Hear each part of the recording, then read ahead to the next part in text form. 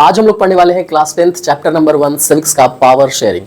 अभी तक हम लोग बेल्जियम के केस पढ़ चुके हैं। इंट्रोडक्शन में भी हमने जाना था कि पावर शेयरिंग कहते किसको है, और आज हम लोग पढ़ने वाले हैं श्रीलंका का केस। क्या जानेंगे श्रीलंका के बारे में? श्रीलंका के बारे में जानेंगे एथनिक कंपोजिशन, कि वहां पर किस आधार पर, किस बेसिस पर ग्रुप में लोग डिवाइडेड हैं।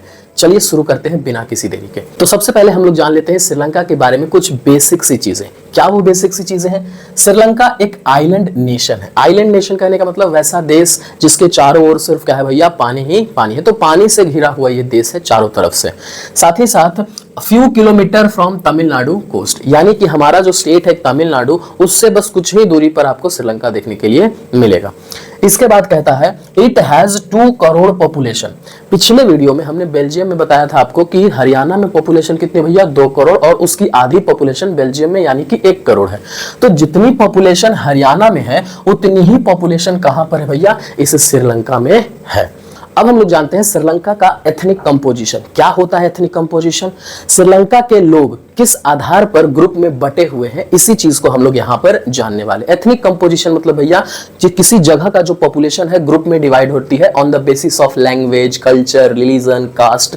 तो ये जो ग्रुप में डिवीजन है लोगों का किसी भी बेसिस पे, वही हमारा क्या कहलाता है, एथनिक कंपोजिशन कहलाता है। हर एक देश में ये चीजें आपको देखने के लिए मिलेगी। हमारे भारत में भी लोग धर्म के आधार पर एक ग्रुप में बटे हुए हैं, लैंग्वेज के आधार पर ग्रुप में बटे हुए हैं, कल्चर के आधार पर ग्रुप में बटे हुए हैं। तो ये लोगों की पहचान है, और यही पहचान, यही जो ग्रुप है वो क्या कहलाती है, लोगों की एथनिक कहलाती है। तो इसी प्रकार से श्रीलंका में भी लोग जो है वो ग्रुप वाइज बटे हुए हैं। किस आधार पर बटे हुए हैं? लैंग्वेज बेसिस पर बटे हुए हैं।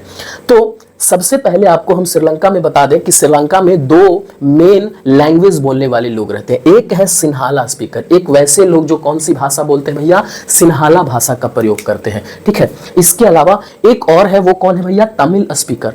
तो एक सिन्हाला बोलते हैं और एक तमिल बोलने वाले लोग, 2 लोग रहते हैं लैंग्वेज के आधार पर ऐसे बटे हुए। तो सिन्हाला बोलने वाले लोगों की जो संख्या है पूरे श्रीलंका के अंदर वो कितना है, 74% है। यानी कि ये सिन्हाला वाले जो है वो मेजॉरिटी में है। ठीक है, M+ लिखते हैं। और तमिल बोलने वाले लोगों की संख्या पूरे श्रीलंका के अंदर कितना परसेंट है, 18% है। यानी कि ये माइनॉरिटी में है तमिल वाले, समझ गए। और एक आपका ग्रुप और भी है जो रिलीजन बेसिस पर बटा हुआ है भैया, वो है भैया क्रिश्चियन धर्म वाले लोग। वो कितने परसेंट है, 7% है। तो 7% ये जो क्रिश्चियन धर्म को मानते हैं, ठीक है, ये सिन्हाला भी बोलते हैं, सिन्हाला लैंग्वेज को भी बोलते हैं। और इन्हीं 7% में से कुछ ऐसे भी लोग हैं जो तमिल भाषा का भी प्रयोग करते हैं। तो मेनली 2 ही डिवीजन है, सिन्हाला और तमिल। ठीक है, सिन्हाला 74%, तमिल स्पीकर 18% और 7% क्रिश्चियन है जो कि दोनों भाषा का प्रयोग करते हैं, सिन्हाला लैंग्वेज भी और तमिल लैंग्वेज भी। लेकिन इसके अलावा जो सिन्हाला स्पीकर है भैया, वहां पर सिन्हाला स्पीकर किस रिलीजन को फॉलो करते हैं, तो ज्यादातर लोग बुद्धिस्ट धर्म को फॉलो करते हैं, यानी बुद्धिज्म धर्म को मानते हैं। इसके अलावा अब ये जो तमिल स्पीकर है, अब तमिल स्पीकर में भी क्या है भैया, इसमें भी डिवीजन है। कुछ जो तमिल है वो इंडियन तमिल है। कैसे तमिल है, इंडियन तमिल। कितने परसेंट इंडियन तमिल है, 5%। ठीक है, और कुछ तमिल जो है वो श्रीलंकन तमिल है, वो कितने परसेंट है, 13% है। अब बोलते तमिल ही है, लेकिन एक इंडियन तमिल है और एक श्रीलंकन तमिल है। ठीक है, लेकिन ये लोग जो तमिल लोग हैं ये किस धर्म को फॉलो करते हैं, तो ये धर्म को फॉलो करते हैं या तो हिंदू या तो इस्लाम धर्म को फॉलो करते हैं। तो तमिल बोलने वाले लोग हिंदू भी हैं और मुस्लिम भी हैं, दोनों हैं। तो हमने क्या देखा भैया, ये सारी चीजों को देखा, इसमें कोई दिक्कत।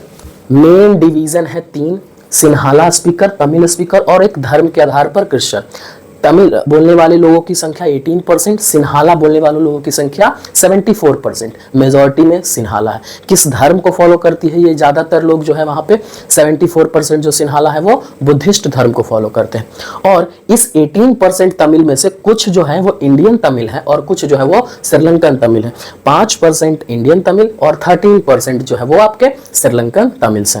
ठीक है, लेकिन ये जो पूरे तमिल लोग हैं वो किस धर्म को फॉलो करते हैं, वो हिंदू भी हैं और मुसलमान भी हैं, यानी इस्लाम धर्म को फॉलो करते हैं। आगे अब यहां पर एक वर्ड आया है इंडियन तमिल और श्रीलंकन तमिल। इंडियन तमिल किसको कहते हैं और श्रीलंकन तमिल किसको कहते हैं?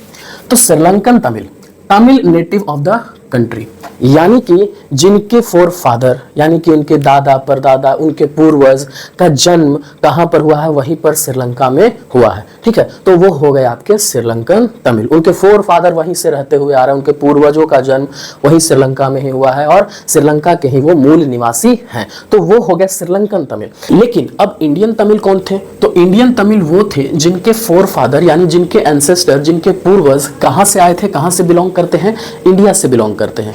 और ये कब आए थे और क्यों आए थे? ये आए थे एज अ प्लांटेशन वर्कर के रूप में श्रीलंका में काम करने के लिए। ब्रिटिशर्स के द्वारा इनको तमिलनाडु से लेकर के आया गया था श्रीलंका के अंदर, ताकि ये क्या कर सके भैया, वहां पर एज अ प्लांटेशन वर्कर के रूप में काम करे। और उनके आगे आने वाले जनरेशन ही श्रीलंका में किस नाम से जाने लगे, किस कम्युनिटी को बिलोंग करती है, इंडियन तमिल को बिलोंग करती है। ठीक है,